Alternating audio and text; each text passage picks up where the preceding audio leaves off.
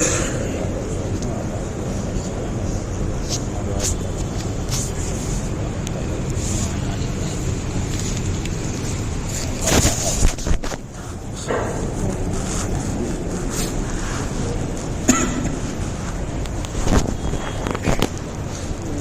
الحمد لله نحمده ونستعينه ونستغفره ونؤمن به ونتوكل عليه ونعوذ بالله من شرور أنفسنا وسيئات أعمالنا من يهده الله فلا مضل له ومن يضلله فلا هادي له وأشهد أن لا إله إلا الله وحده لا شريك له وأشهد أن محمدا عبده ورسوله أما بعد فإن خير الحديث كتاب الله وخير الهدي هدي محمد صلى الله عليه وسلم وشر الأمور محدثاتها وكل محدثة بدعة وكل بدعة ضلالة وكل ضلالة في النار. أعوذ بالله السميع العليم من الشيطان الرجيم. بسم الله الرحمن الرحيم. اقرأ باسم ربك الذي خلق خلق الإنسان من علق اقرأ وربك الأكرم الذي علم بالقلم علم الإنسان ما لم يعلم. وقال النبي الكريم صلى الله عليه وسلم بدأ الإسلام غريبا فسيعود كما بدأ.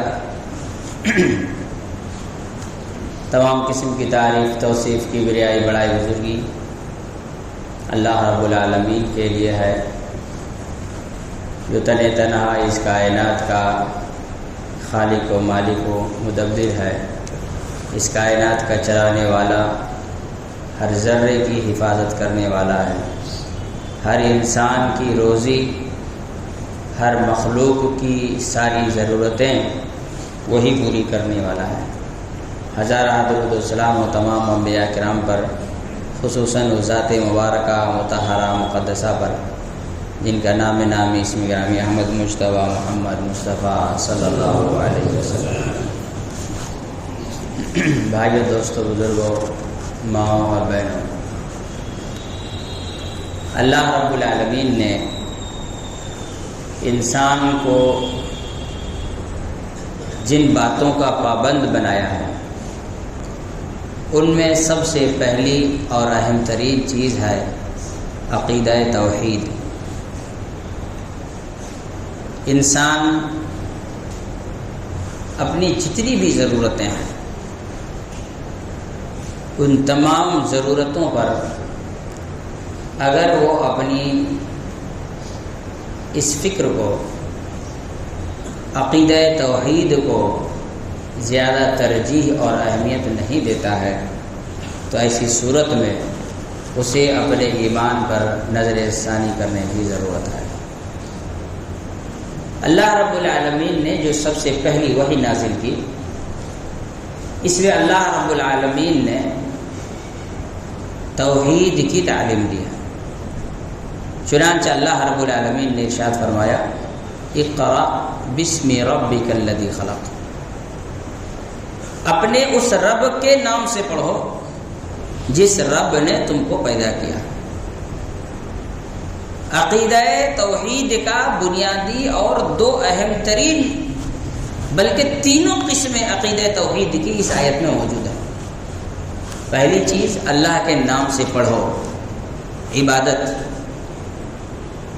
کسی بھی کام کو اللہ کے نام سے کرنا، یہ توحید الالوہیہ کا حصہ ہے، توحید الالوہیت والعبادہ کا حصہ ہے کہ آدمی کسی کام کو اللہ کے نام سے کرے، اللہ کا نام لے کر شروع کرے، ابتدا میں اللہ رب العالمین کا نام لے، اس امید سے، اس یقین سے کہ اللہ رب العالمین اس کام کی تکمیل میں میری مدد کرے گا، اس میں خیر، اس میں برکتیں نازل کرے گا، یہ میرے لیے اور دنیا والوں کے لیے مفید بنائے گا۔ توحید الالوہیہ یہاں پر آ جاتی ہے۔ رب کے نام سے مطلب اللہ رب العالمین کے نام ہیں، توحید اسماء و صفات آ گیا۔ الذی خلق، جس نے تم کو پیدا کیا، توحید ربوبیت آ گئی۔ تو اللہ رب العالمین نے جو پہلی وحی نازل کی، اس کی پہلی آیت میں اللہ رب العالمین نے توحید کے مکمل اجزاء کو، ساری قسموں کو سمیٹ کر کے یہ انسان کو درس دیا کہ زندگی میں تمہارا کوئی بھی کام شروع ہو تو شروع ہونے سے پہلے توحید ہو، عقیدہ توحید۔ اللہ رب العالمین نے قرآن مجید میں ارشاد فرمایا وَمَا خَلَقْتُ الْجِنَّ وَالْإِنسَ إِلَّا لِيَعْبُدُونِ۔ دنیا میں انسان یوں ہی ایسے نہیں پیدا کر دیا گیا ہے۔ ام حسبتم انما خلقناکم عبثا وانکم الینا لا ترجعون، کیا تم یہ تصور کرتے ہو کہ تم کو یوں ہی اللہ رب العالمین نے پیدا کر کے زمین میں چھوڑ دیا ہے اور تمہیں اللہ رب العالمین کی طرف لوٹ کر کے نہیں جانا ہے؟ بلکہ ایک با مقصد زندگی اللہ نے تمہیں دی ہے، وہ مقصد کیا ہے؟ وَمَا خَلَقْتُ الْجِنَّ وَالْإِنسَ إِلَّا لِيَعْبُدُونِ، کہ میں نے جنوں انسانوں کو محض اپنی عبادت کے لیے پیدا کیا ہے۔ اس کی زندگی کا بنیادی اہم اور سب سے قیمتی مقصد جو ہے وہ ہے اللہ رب العالمین کی عبادت کرنا۔ کھانا پینا اور دنیا کی ساری ضرورتیں اسی مقصد کے تابع ہیں کہ اللہ رب العالمین کی عبادت کرنی ہے۔ اب عبادت کرنے کے لیے جسم میں توانائی چاہیے تو اچھی چیزیں کھاؤ۔ اللہ کی عبادت کرنی ہے تو اس کے لیے جگہ کی ضرورت ہے تو گھر بناؤ، اللہ کے لیے مسجد بناؤ۔ تمہیں اللہ کی عبادت کرنی ہے تو عبادت کرنے کے لیے تمہیں زندہ رہنا ہے تو زندگی کی ساری ضروریات تم اپنے ساتھ رکھو، لیکن بنیادی مقصد کیا ہے؟ اللہ رب العالمین کی عبادت، عقیدہ توحید۔ وَقَضَىٰ رَبُّكَ أَلَّا تَعْبُدُوا إِلَّا إِيَّاهُ، تمہارے رب نے یہ فیصلہ کر دیا کہ تم اللہ کے علاوہ کسی کی عبادت نہیں کرو گے۔ عقیدہ توحید کو اللہ رب العالمین نے قرآن مجید میں سب سے زیادہ بیان کیا۔ جس صورت میں اللہ رب العالمین نے عقیدہ توحید کو سب سے زیادہ بیان کیا ہے وہ سورہ اخلاص ہے، اور اس صورت کو اللہ رب العالمین نے 1/3 ایک ثلث قرآن کا درجہ دیا۔ صحیح مسلم کی حدیث ہے، نبی کریم صلی اللہ علیہ وسلم نے فرمایا ان اللہ جزء القرآن علی 3 اجزاء وجعل سورۃ الاخلاص جزءا منها۔ کئی حدیثیں اسی ضمن میں اسی معنی کی ہیں کہ اللہ تعالیٰ نے قرآن کو 3 حصوں میں بانٹا ہے اور ایک حصہ سورہ اخلاص کو بنا دیا۔ ایک دفعہ صحابہ کرام سے کہا رسول اللہ صلی اللہ علیہ وسلم نے کہ آؤ میں تم کو آج 1/3 قرآن سناتا ہوں۔ سب خوش ہو گئے کہ آج تو 10 بار سننے ملے گا۔ آئے سورہ اخلاص سنائے اور اٹھ کر کے چل دیے۔ صحابہ کرام نے پوچھا کہ یا رسول اللہ صلی اللہ علیہ وسلم آپ نے تو ہمیں کہا تھا 1/3 قرآن سنائیں گے، 1/3 قرآن سنائیں گے، آپ تو سورہ اخلاص پڑھ کے چلے جا رہے ہیں۔ تو اللہ کے رسول صلی اللہ علیہ وسلم نے فرمایا سورۃ الاخلاص تعدل، سورہ اخلاص جو ہے اس کی برابری کا حصہ رکھے، اس کی برابر درجہ رکھتا ہے، فضیلت اور اہمیت رکھتا ہے۔ کئی حدیثیں ہیں اللہ کے رسول صلی اللہ علیہ وسلم کی اس ضمن میں، اور قرآن مجید کی وہ آیت جو توحید کے بارے میں سب سے زیادہ واضح آیت ہے اس کو اللہ تعالیٰ نے قرآن مجید کی سب سے عظیم آیت قرار دیا۔ ابی بن کعب رضی اللہ تعالیٰ عنہ جن کی کنیت ابو المنذر تھی، ان کو رسول اللہ صلی اللہ علیہ وسلم نے فرمایا ایو آیت من القرآن تمام العظم، بتاؤ آیت قرآن مجید کی اتنی ساری ہے، اس میں سے سب سے عظیم آیت تمہاری نظر میں کون سی ہے؟ تو انہوں نے کہا اللہ و رسول عالم، اللہ اور اس کے رسول بہتر جانتے ہیں۔ یہ ادب کے تقاضے میں انہوں نے کہا۔ نبی کریم صلی اللہ علیہ وسلم نے دوبارہ پوچھا کہ یا ابو المنذر، اے ابو المنذر میں تم سے جاننا چاہتا ہوں ایو آیت من القرآن ما کا اعظم، قرآن مجید کی آیتوں میں سب سے عظیم آیت تمہاری نظر میں کون سی ہے؟ فقال اللہ لا الہ الا ہو، تو انہوں نے آیت الکرسی کا پہلی لائن پہلا ٹکڑا پڑھا کہ اللہ لا الہ الا هو الحی القیوم، جو یہ آیت ہے یہ میرے نظر میں سب سے عظیم آیت ہے۔ فضرب یدہ فی صدرہ وقال لیہنک العلم یا ابا المنذر، یہ بھی صحیح مسلم کی روایت ہے کہ نبی کریم صلی اللہ علیہ وسلم نے اپنے ہاتھوں کو حضرت ابی بن کعب رضی اللہ تعالیٰ عنہ کے سینے پر رکھا اور کہا ابو المنذر تمہیں تمہارا علم مبارک ہو، تم نے بالکل صحیح جواب دیا۔ یہ اللہ رب العالمین کی توحید۔ آئیے اس حدیث کی طرف جو میں نے ابتدا میں پڑھی، نبی کریم صلی اللہ علیہ وسلم نے فرمایا بدأ الاسلام غریبا فسيعود كما بدأ فطوبى للغرباء۔ صحیح مسلم میں یہاں تک یہ حدیث موجود ہے کہ اسلام جب اس دنیا میں ظاہر ہوا تو اجنبی تھا، دنیا کے لوگ اسلام سے توحید سے ناواقف تھے، لوگوں کو توحید سے دور دور کا واسطہ نہیں تھا۔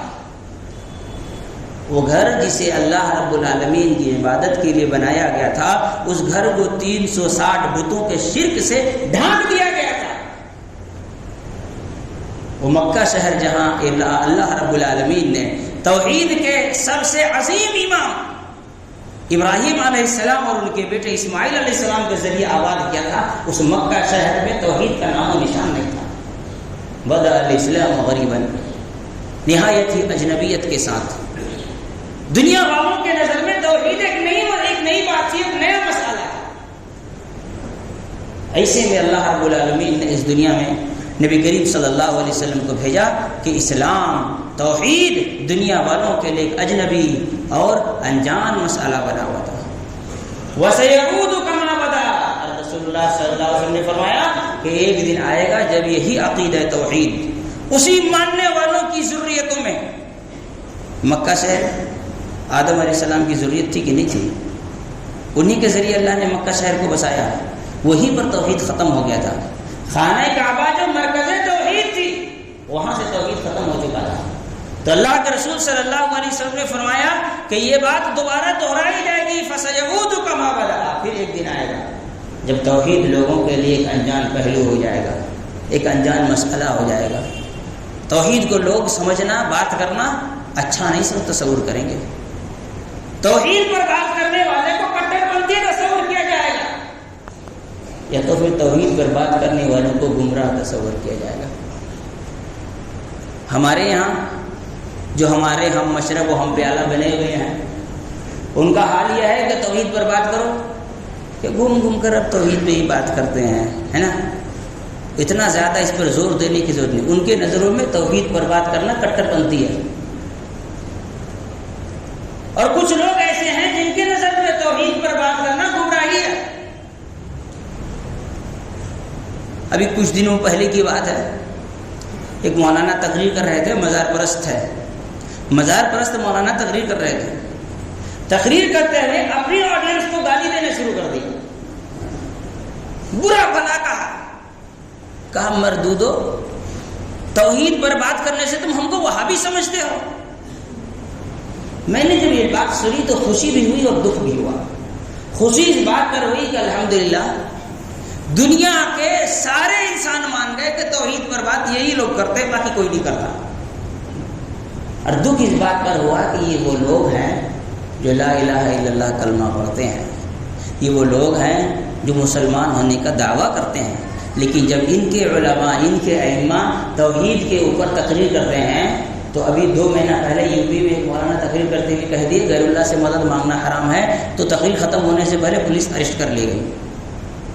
یہ حال ہے اس دنیا میں. وَسَيَعُودُ كَمَا بَدَا، ویسے ہی زمانے میں لوگ آئیں گے، پلٹ کر کے مسلمانوں کے درمیان توحید کیا ہو جائے گا؟ ایک اجنبی مسئلہ ہو جائے گا. توحید کے نام پر شرک، توحید کے نام پر بدعات، توحید کے نام پر بزرگوں کے واقعات، توحید کے نام پر بزرگوں کی قصے کہانیاں، بزرگوں کے کرامات، یہی ساری چیزیں سنائی جائیں گی. توحید ختم ہو جائے گا. اللہ کی عظمتوں کو پیروں فقیروں سے جوڑ کر دنیا والوں کے سامنے سبحان اللہ کہہ کے نچوایا جائے گا. لوگ اچھل اچھل کر سبحان اللہ کہتے ہیں. جب کوئی آدمی اللہ رب العالمین کی ساری تعریف اٹھا کر کے کس سے جوڑ دیتے؟ اپنے پیروں فقیروں بزرگوں سے جوڑ دیتے. اللہ رب العالمین نے فرمایا اگر دنیا کے سارے پیڑوں کو قلم بنا دیا جائے اور دنیا کے سارے پانی کو اور اس کے جیسا جتنے بھی یہ 7 سمندر اور 14 سمندر ملا کر کے اس کی انک بنا دیا جائے اور اللہ رب العالمین کی تعریف لکھی جائے تو انک خشک ہو جائے گی، قلم ٹوٹ جائیں گے، لیکن اللہ کی تعریف ختم نہیں ہوگی. لوگ اپنے پیروں کے سامنے یہی باتیں کہا کرتے ہیں. موت و حیات کا مالک اللہ کو تصور کیا گیا، لوگوں نے اپنے بزرگوں کو ماننا شروع کیا. روزی دینے والا اللہ رب العالمین ہے، اولاد دینے والا اللہ کی ذات ہے، لوگوں نے اپنے پیروں فقیروں اور مرشدوں کو ماننا تصور کر دیا. اور یہ سب کے سب مسلمان ہونے کے دعوے دار ہیں. یہ سب کے سب اپنے آپ کو صاحب اسلام کہنے والے لوگ. یہ کوئی وہ لوگ نہیں ہیں جو اپنے آپ کو اسلام سے الگ مانتے ہوں یا خود کو مسلمان نہ مانتے ہیں. جبکہ نبی کریم صلی اللہ علیہ وسلم اس کائنات میں توحید کے معاملے میں سب سے غیرت مند شخصیت ہے. نبی کریم صلی اللہ علیہ وسلم نے ان الفاظ کو بھی برداشت نہیں کیا جو الفاظ انسان کے لیے شرک کے دروازوں کو کھول سکتا ہے. میں آگے انشاءاللہ 2-3 حدیثیں سناؤں گا. اللہ کے رسول صلی اللہ علیہ وسلم فرماتے فَطُوبَىٰ لِلْغُرَبَاءِ، خوشخبری ہے، بشارت ہے ان گنے چنے چنندہ مٹھی بھر لوگوں کے لیے جو توحید پر بات کرتے ہیں. فَطُوبَىٰ لِلْغُرَبَاءِ، قیل یا رسول اللہ، پوچھا گیا کہ اللہ کے رسول صلی اللہ علیہ وسلم، من الغرباء، یہ گنے چنے مٹھی بھر لوگ انجان جنہیں دنیا پہچاننے سے انکار کر دے گی، یہ کون لوگ ہیں؟ اللہ کے رسول صلی اللہ علیہ وسلم نے فرمایا الذین یصلحون اذا افسد الناس، جو لوگوں کو توحید کی طرف دعوت دیں گے جب لوگ شرک کی طرف بھاگے جا رہے ہوں گے، جب لوگوں کے عقیدے میں فساد پیدا ہوگا، بگاڑ پیدا ہوگی، تو وہ لوگوں کو کیا کریں گے؟ توحید کی دعوت دیں گے۔ اور یہی دعوت اللہ رب العالمین نے اس انسان کے نصیب میں رکھا ہے جسے اللہ تعالیٰ نے اس کائنات کا سب سے بہترین انسان کہا ہے۔ کنتم خیر امۃ اخرجت للناس تأمرون بالمعروف وتنہون عن المنکر، تم کائنات کی سب سے بہترین انسانوں کی جماعت ہو۔ انسانوں کی تو بہت ساری جماعت ہیں لیکن ان میں سب سے بہترین تم ہو۔ اخرجت للناس، اللہ نے تمہیں توحید کی خوشبو دے کر، توحید کے زیور سے خوبصورت بنا کر، مزین کر کے، توحید کے دولت سے مالا مال کر کے اللہ رب العالمین نے تمہیں دنیا کے لوگوں سے الگ کیا ہے۔ تمہیں دنیا کو کیا کرنا ہے؟ تأمرون بالمعروف، خیر کی طرف دعوت دینا ہے۔ کائنات کا سب سے بہترین اور عظیم ترین خیر کیا ہے؟ توحید۔ وتنہون عن المنکر، لوگوں کو منکر سے روکنا ہے۔ سب سے خطرناک منکر کیا ہے؟ شرک۔ یہ امت جسے توحید کی طرف بلانا چاہیے، جسے دنیا کے سامنے توحید کی تعلیم رکھنی چاہیے، جنہیں عملی طور پر دنیا کو توحید سمجھانا چاہیے، ان کے یہاں پر اتنا زیادہ شرک۔ جب ہم شرک کی بات کرتے ہیں تو بہت سارے لوگ سوچتے ہیں کہ ہو سکتا ہے دوسرے جماعت کے بارے میں بات کر رہے ہوں گے، کیا ہمارے یہاں پہ شرک نہیں آیا ہے؟ ہمارے یہاں شرک فی العادات تو بھرے پڑے ہیں، عام عادتوں میں، بول چالوں میں شرکیہ کلمات تو ہزاروں کی تعداد سے لوگ بولنے جاتے ہیں۔ میں بھی 2-3 حدیث انشاءاللہ پڑھوں گا، اس سے پہلے ایک آیت۔ اللہ رب العالمین نے انسانوں کے سلسلے میں، توحید کے سلسلے میں کیا کہا؟ وَاعْبُدُوا اللَّهَ وَلَا تُشْرِكُوا بِهِ شَيْئًا، اللہ کی عبادت کرو، اس کے ساتھ کسی کو شریک نہ کرو۔ شیئا،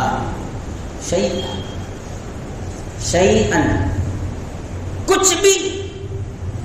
اب اس میں کئی چیزیں ہیں سمجھنے کے لیے۔ کچھ بھی کا مطلب کیا ہوا؟ اللہ رب العالمین کے ساتھ کسی کو شریک کرنا۔ کچھ بھی اللہ رب العالمین نے فرمایا وَلَا تُشْرِكُوا بِهِ شَيْئًا، کوئی کسی کو اللہ کے برابر کرے، یہ ضروری نہیں ہے مشرک ہونے کے لیے۔ اللہ رب العالمین کے برابر ماننے سے تو آدمی مشرک ہوتا ہی ہے، لیکن اللہ تعالیٰ کے صفات میں سے، اللہ رب العالمین کی طاقت و قوت میں سے، اللہ رب العالمین کے ناموں میں سے، اللہ رب العالمین کے لیے کی جانے والے اعمال میں سے کچھ بھی اگر آدمی نے کسی ایسے کی طرف منسوب کیا جو غیر اللہ ہے تو آدمی شرک کرتا ہے۔ وَلَا تُشْرِكُوا بِهِ شَيْئًا، کسی کو بھی اور کسی بھی درجے میں اللہ کا شرک نہ کیا جائے، کسی بھی درجے میں۔ اس کے لیے اب حدیث سنیں۔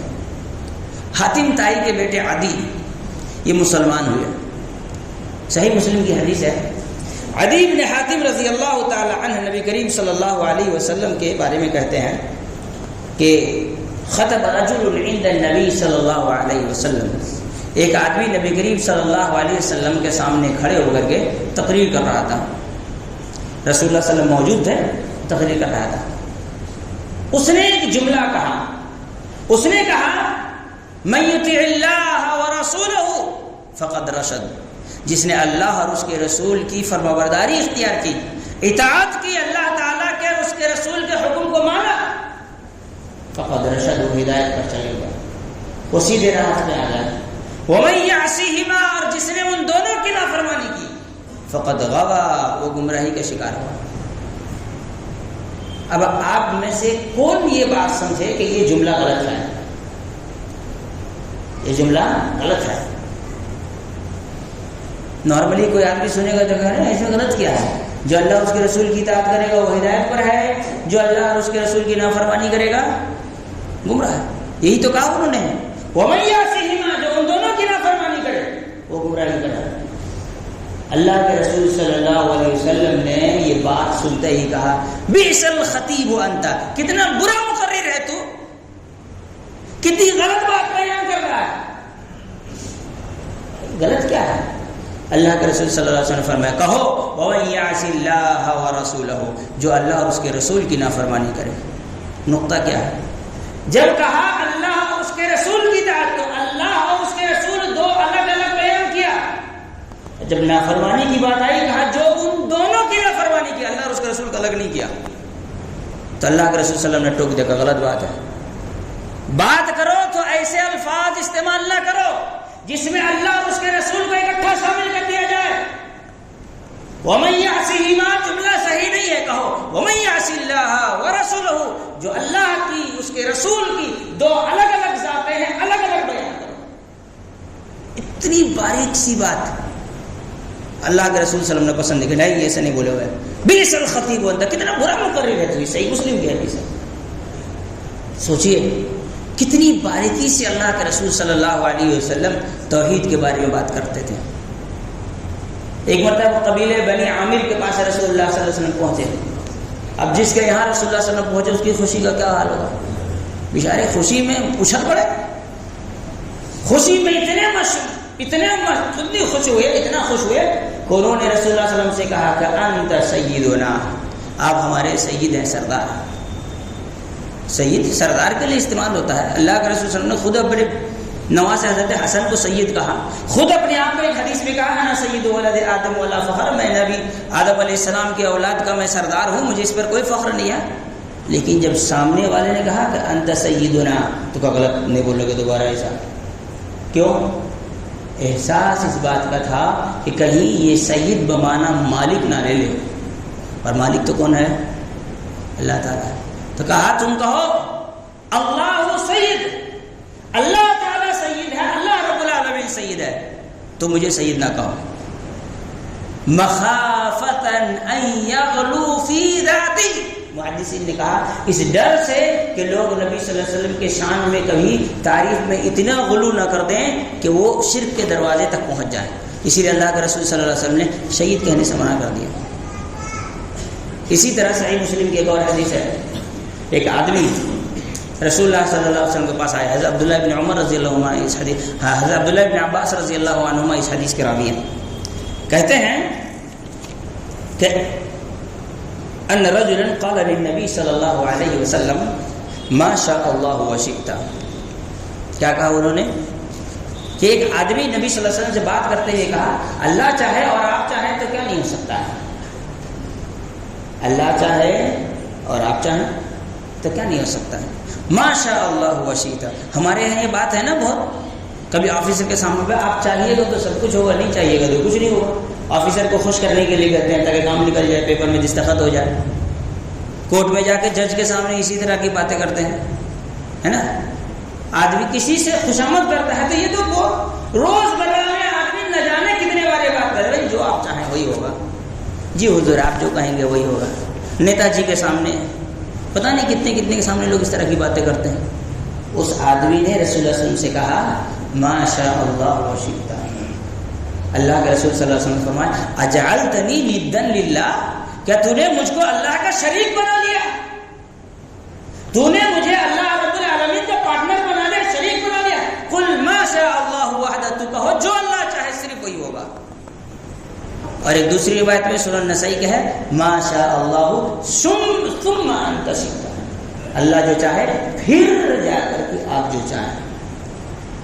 تو کہنے کا مطلب یہ ہے کہ اللہ کے رسول صلی اللہ علیہ وسلم توحید کے معاملے میں یہ باریک باریک چیزوں پر کتنا زیادہ دھیان دیتے تھے، کس بات سے؟ اسی بات سے ڈر تھا۔ فَسَيَعُودُ كَمَا بَدَأَ، ایک دن آئے گا جب لوگ پھر اسی طرح سے شرک میں مبتلا ہونا شروع ہو جائیں گے، شرک میں داخل ہوں گے تو زندگی تباہ ہو جائے گی، کیونکہ اللہ رب العالمین نے فرمایا وَمَن يُشْرِكْ بِاللَّهِ فَقَدْ حَرَّمَ اللَّهُ عَلَيْهِ الْجَنَّةَ وَمَأْوَاهُ النَّارُ وَمَا لِلظَّالِمِينَ مِنْ أَنصَارٍ۔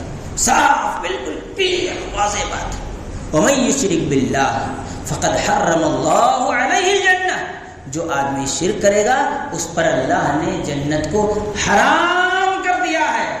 صاف بات، یہ نہیں ہے کہ جہنم میں جا کے جل پٹ کر پھر واپس آ کے جنت میں گھس جائے گا، نہیں۔ حرم اللہ علیہ الجنہ، اللہ نے اس پر جنت کو حرام کر دیا ہے، یعنی کبھی بھی وہ جنت میں داخل نہیں ہوگا۔ وَمَأْوَاهُ النَّارُ، اس کا ہمیشہ کا ٹھکانہ مأوا، ہمیشہ کا ٹھکانہ کیا ہے؟ جہنم ہے۔ وما للظالمین من انصار، اور ایسے ظالموں کا کوئی مددگار نہیں ہوگا، اللہ بھی اس کی مدد نہیں کرے گا۔ اللہ نے خود اعلان کر دیا، انہ من یشرک باللہ فقد افترى اثما عظیما، جس نے شرک کیا اس نے اللہ کے بارے میں جھوٹی بات بیان کی۔ وہ جھوٹا ہے، مشرک جھوٹ ہے، شرک جھوٹی بات ہے۔ اللہ رب العالمین شرک کرنے والے کو بنا توبہ کیے مر جائے تو کبھی معاف نہیں کرے گا۔ یہ کوئی معمولی بات ہے، نارمل بات ہے۔ اچھا چلو ٹھیک ہے، یہ جھنڈے، یہ علم، یہ سدے، یہ چبوترے، یہ گھوڑے کی نال ہے نا، یہ لوہے قرآن جو دیواروں میں، کوئی قرآن پڑھنے سے برکت آتی ہے، دیواروں میں چپکانے سے نہیں۔ لکڑی میں لکھ کے، کتبے میں لکھ کے، پتہ نہیں کس کس چیز میں لکھ کے لٹکا کے رکھا ہے، جھنڈے لگا رہے ہیں برکتوں کے لیے۔ اسی طرح پتہ نہیں گنبدوں کی تصویریں لگا رہے ہیں اپنے گھروں میں برکتوں کے لیے، تعویذ باندھ رہے ہاتھ میں، پیر میں، گلے میں، کمر میں، بچے کے ہاتھ پیر گلے میں۔ بھائی بچہ ہے، بکری کا بچہ، اتنا سارا گھنٹی لٹکا دیا، 4 5 5 ہوتا بھی ایک ساتھ گلے میں باندھ کے لٹکا دیا۔ بھائی جنگلوں میں جب لوگ بکری چراتے ہیں نا تو گردن میں گھنٹی باندھتے ہیں تاکہ وہ کہیں بھاگے تو گم نہ ہو جائے، پتہ چلے بکری ادھر بھاگ کے گئی ہے۔ یہ اپنے اولاد کے گلے میں 4 5 5 تعویذیں ایک ساتھ باندھ کر کے لٹکا دیتے ہیں۔ یہ انسان ہو کیوں جانوروں کی مشاورت اختیار کر رہے ہیں؟ اللہ رب العالمین نے قرآن پڑھنے کا حکم دیا ہے، لٹکانے کا نہیں۔ تعویذیں، گنڈے، اسی پلیتے، نہ جانے کتنی ساری، اتنا تو ہم لوگ یاد بھی نہیں ہے جتنا ایک ایک گھر میں پایا جاتا ہے۔ آدمی کی زندگی میں شرک ہے، دعویٰ ہے کہ ہم مسلمان ہیں۔ شاہ اسماعیل سعید رحمۃ اللہ علیہ سے بارے میں، لوگوں کے بارے میں کہتے ہیں ان کا دعویٰ ایمانی جھوٹا ہے، اور ایک جگہ کہتے ہیں ایسے لوگوں کا ایمان اور ابو جہل کے ایمان میں کوئی فرق نہیں ہے۔ کلیئر بات، جو اللہ کے علاوہ کسی اور کو نافع و ضار تصور کرتا ہے اس کے ایمان ابو جہل کے ایمان میں کوئی فرق نہیں ہے۔ اس لیے کوئی مورتیوں کو نفع و نقصان کا مالک سمجھتا تھا، یہ بھی گھوڑے کے نام کو نفع و نقصان کا مالک سمجھ رہا ہے۔ کوئی گھوڑے کی کر رہا ہے تو کوئی مورتی کی کر رہا ہے، کوئی فرق نہیں ہے۔ اور اللہ نے کیا کہا؟ وَمَا يُؤْمِنُ أَكْثَرُهُم بِاللَّهِ إِلَّا وَهُمْ مُشْرِكُونَ، اکثر لوگ ایمان لانے کے باوجود شرک میں مبتلا ہیں۔ اور سورہ سبا میں اللہ رب العالمین نے خود قرآن مجید میں اس بات کا ذکر کیا ہے کہ شیطان کا ظن، اس کی امید، اس کا گمان سچ ثابت ہوا ہے۔ کیوں؟ اس لیے کہ شیطان کی اتباع مومنوں سے چند لوگوں کے علاوہ پوری کائنات کے لوگ کر رہے ہیں۔ یہ اللہ نے خود قرآن مجید میں بیان کیا ہے کہ انسان کے پیدا کرتے وقت جو شیطان نے اللہ رب العالمین سے بات کی تھی اور اس کو امید تھی کہ اس دنیا کی ایک بڑی تعداد شیطان کی اتباع کرے گی، شیطان کا یہ وہم، یہ گمان، یہ امید سچ ثابت کر دیا ہے ان سارے مشرکوں نے۔ اور اس میں اللہ نے کہا تھا من المؤمنین، ایمان کا دعویٰ کرنے والوں میں سے کچھ لوگ ایسے ہیں جو شیطان کی اتباع نہیں کر رہے ہیں، باقی ایمان کا دعویٰ کرنے والوں میں بھی بہت سارے ہیں جو شیطان کی اتباع اس کے پیچھے پڑے ہوئے ہیں۔ ہمارے یہاں تو بہت سارے لوگ ایسے مل جائیں گے جو شرک کو اتنا ہلکا کر دیتے ہیں، ٹھیک ہے شرک کیا ہے تو ہو سکتا ہے جہنم میں جا کے جل کے واپس آ جائے۔ وہی آئی تھی آپ کے اوپر، اللہ نے کہا تھا کہ جو شرک کرے گا جل جائے گا پھر واپس بھیجیں گے، اللہ نے تو کہیں نہیں کہا۔ ابھی ایک عالم کی، ایک بڑے عالم کی تقریر سن رہا تھا کچھ دن پہلے، دنیا کے مانے جانے عالموں میں سے ہیں۔ انہوں نے ایک جملہ کہا کہ اللہ کے رسول صلی اللہ علیہ وسلم نے فرمایا 72 جہنمی کا، وہ 72 جہنمی کا مطلب اللہ ہی کو معلوم ہے، ہمیشہ رہیں گے کہ جل کے واپس آئیں گے، لیکن جائیں گے ضرور۔ یہ بات یاد رکھیے گا، یہ وہ کون ہوں گے؟ جو شرک میں مبتلا ہوں گے، یہ تو پکا۔ لہذا یہ بات یاد رکھیں، اپنی زندگی میں توحید کو اہمیت دیں اور توحید کو اتنی باریکی سے دیکھنے کی کوشش کریں جتنی باریکی سے رسول اللہ صلی اللہ علیہ وسلم دیکھتے اور دنیا کو سمجھاتے تھے۔ اللہ تعالیٰ سے دعا ہے اللہ تعالیٰ ہم تمام لوگوں کو سمجھ کی توفیق عطا فرمائیں۔ قول قولی ھذا واستغفر اللہ لی ولکم ولسائر المسلمین من کل ذنب واستغفروہ انہ هو الغفور الرحیم۔